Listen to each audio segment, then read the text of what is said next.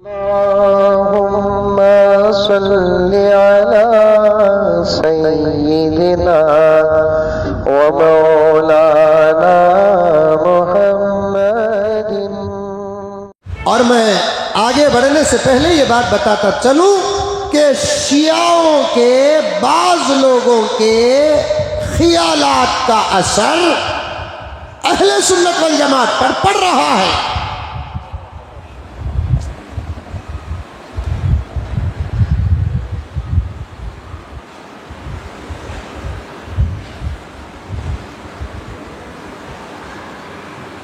غلط ہے، غلط۔ دیکھیے، ہم حضرت امام ابو حنیفہ سے محبت کرتے ہیں، آپ کے اجتہاد پر عمل کرتے ہیں، آپ کے استدلال پر عمل کرتے ہیں۔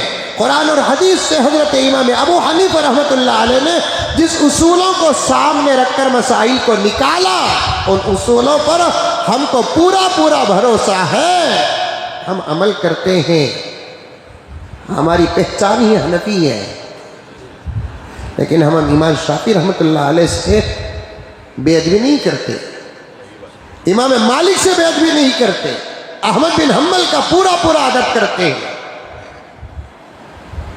احسان ہے امام شافعی کا امت پر، احسان ہے حضرت امام احمد بن حنبل کا امت پر، امام مالک رحمۃ اللہ علیہ کا احسان ہے۔ حضرت مولانا مفتی سعید صاحب پالنپوری رحمت اللہ علیہ نے ایک جگہ پر لکھا ہے، اللہ تبارک و تعالیٰ نے انسانوں کے مزاج کو مختلف بنایا ہے، تو مزاج مختلف ہونے کی وجہ سے اللہ تبارک و تعالیٰ نے مختلف اماموں کو بھی بنایا ہے۔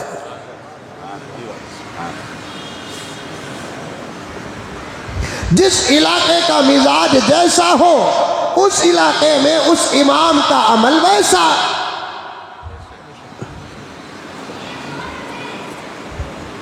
یہ ایک لمبی علمی بحث ہے، اس کے بہت ساری مثالیں اور واقعات ہیں اور بڑی گہری بات ہے، کبھی انشاءاللہ تعالیٰ بیٹھ کر سنیں، علماء کرام سے سنیں۔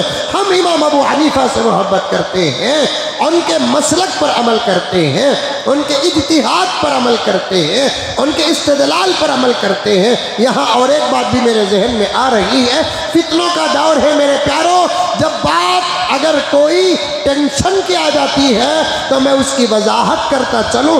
امام ابو حنیفہ کا جو مسلک ہے وہ امام ابو حنیفہ کے قرآن اور حدیث سے نکالے ہوئے مسائل ہیں، امام ابو حنیفہ کا مسلک ہے، امام ابو حنیفہ کا مذہب نہیں ہے، مذہب تو اسلام ہے۔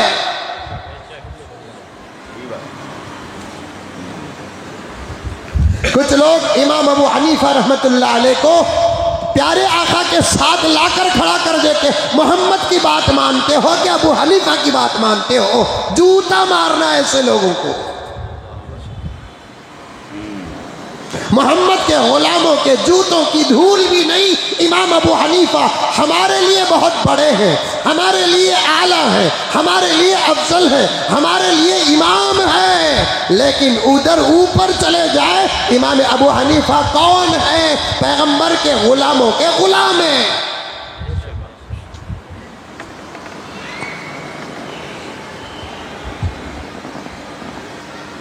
تین بھائی ہیں، مثال طور پر کتنے بھائی؟ تین بھائی ہیں، بڑا، بیچ کا، چھوٹا۔ بیچ کو سامنے رکھو، چھوٹے کے لیے بیچ کا بڑا ہے، یہ بڑا بڑے کے سامنے چھوٹا ہے۔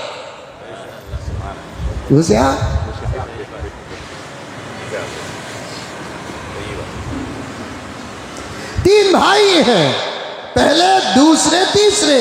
یہ تیسرے کے لیے دوسرے بڑے ہیں، لیکن یہ دوسرے پہلے کے لیے بھی بڑے نہیں ہیں۔ امام ابو حنیفہ ہمارے لیے بڑے ہیں، صحابہ کے لیے بڑے نہیں ہیں۔ امام شافعی ہمارے لیے بڑے ہیں، صحابہ کے لیے بڑے نہیں۔ اور ایک مثال دیتا ہوں، سمجھو، مثالہ کے بغیر تو تمہیں سمجھتے نہیں۔ اور مثال اللہ کی نعمتوں میں سے ایک نعمت ہے۔ خود اللہ تعالیٰ قرآن پاک میں کئی جگہ قرآن میں بندوں کو سمجھانے کے لیے مثالیں پیش کیا ہے۔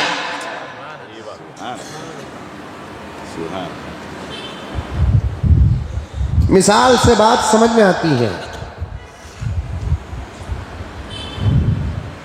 محبوب کے گھر میں دعوت, انہوں نے کیٹرنگ دی کسی آدمی کو, پکانے کی ذمہ داری دی کسی آدمی کو, اور ہم سب دعوتی ہیں. کیا اکرم خوش ہو گئے, مثال ہے یہ. اب انہوں نے جسے ذمہ داری دی وہ لا کر پلیٹوں میں بریانی رکھ رہے ہیں, روٹی رکھ رہے ہیں, مرغی رکھ رہے ہیں. تو اب ذرا غور سے جواب دینا, لا کر رکھنے والا دعوت کر رہا ہے یا دعوت کوئی اور کسی اور کی ہے؟ دعوت تو محبوب کی ہے. لا کر رکھنے والے جو ہیں وہ محبوب نے جس کو طے کیا وہ لا کر رکھ رہے ہیں. امام ابو حنیفہ کا دین نہیں, دین تو محمد کا ہے, نکال کر دے رہے ہیں ابو حنیفہ.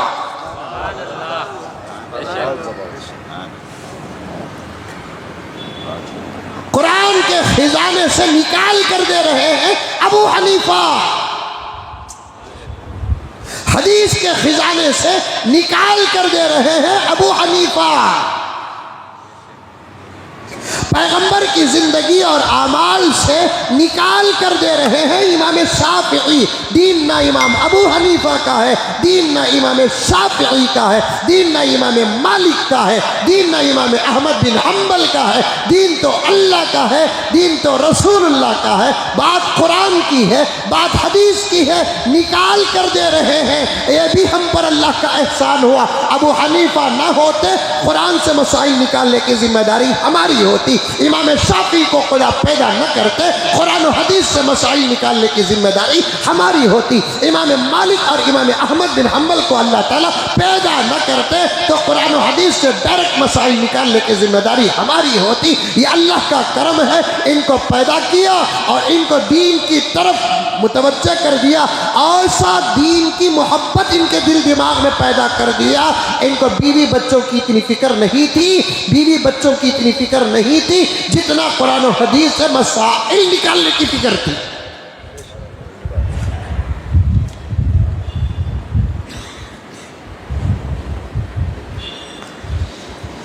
اللہ اکبر کبیرہ.